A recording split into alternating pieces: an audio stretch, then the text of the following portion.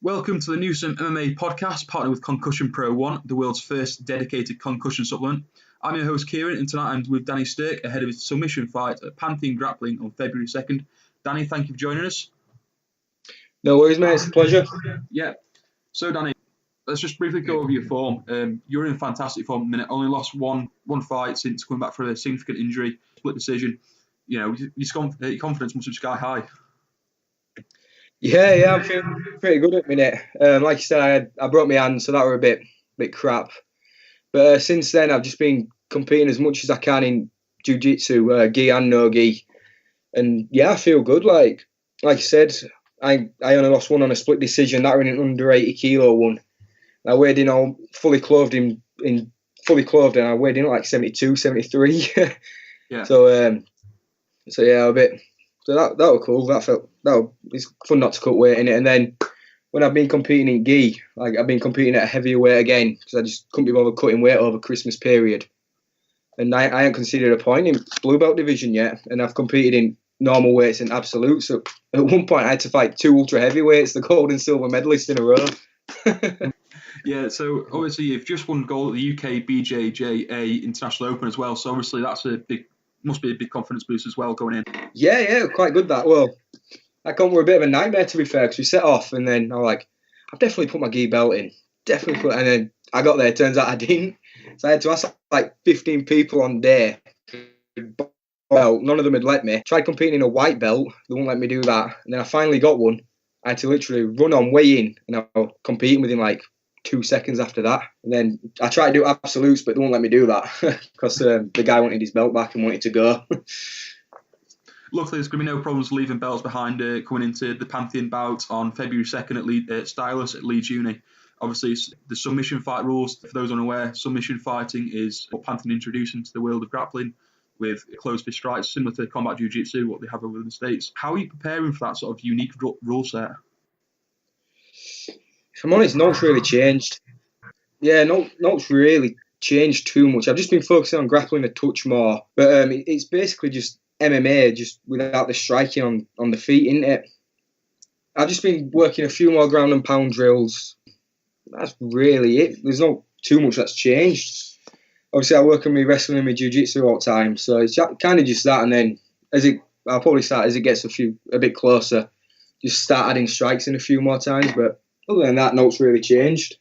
Yeah, so you know you train down at AVT and Combat Base in Leeds. Obviously, guys like Danny Mitchell, Scott Aston, Jack Grant, Mark Delakisi, they all train there. How are they helping with the preparation? Yeah, they're helping out. Like you said, the big names in MMA and grappling world. Them four you mentioned, but there's loads of guys down there. Like Scott's a bit big for me as well, isn't he? So I only get a few rounds in with him, but when I try and grab them all whenever I can.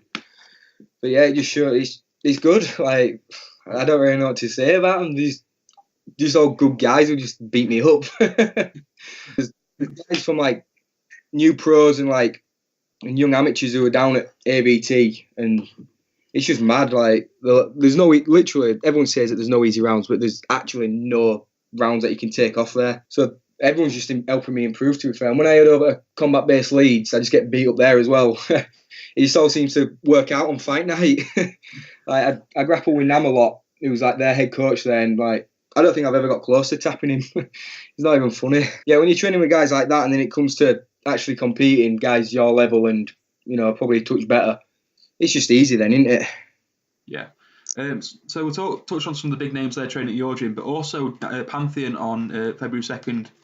There's going to be some big names there from the world of UK MMA and UK grappling. You've got Paul Reed and Brad Pickett as one of the featured events. What's it like being on a card with those sort of guys? It is mad, isn't it?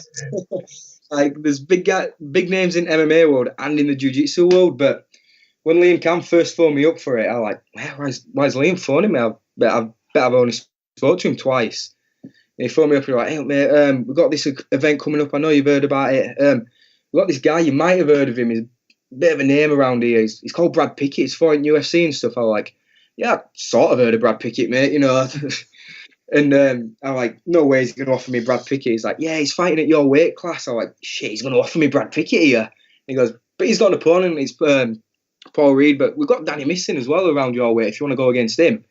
So like, Yeah, go on then. That'd be cool. At least I get to compete on the same card as Brad. Yeah, so you just touched there on your opponent for the event, Danny Missin. Obviously, he's a very experienced MMA fighter and jiu-jitsu practitioner. Looking at his MMA record, he's got 4 submission wins and 2 TKO wins as well. But on the flip side, 4 TKO losses and 2 sub losses.